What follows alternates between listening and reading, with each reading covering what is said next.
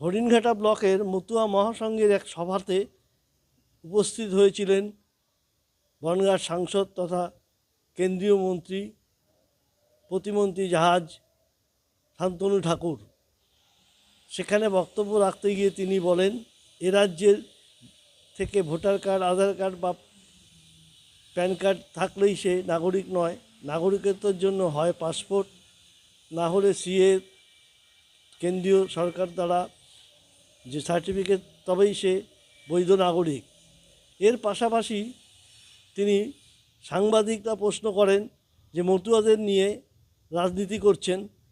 উত্তরে তিনি চটে গিয়ে বলেন, বেশ করছি, এটা আমাদের অধিকার। রাজনীতি করছেন কিন্তু আমাদের অধিকার তাই করছে। हर जगह पे ईसाई को लेके विक्षोभ चल रहा है, क्या बोलेंगे? हाँ, প্রত্যেক জায়গাতে বিক্ষোভ চলছে এসআইআর নিয়ে। বেলডাঙ্গা যে অবস্থা, কেন্দ্রীয় বাহিনী নামাতে হলো, কি বলবেন? ও তো চলবেই, ওদের কপালের তো শেষ সময়। ওই বাতি নেবার আগে দপ্তরে জ্বলে ওঠে, সেইগুলোই হচ্ছে চতুর্দিকে।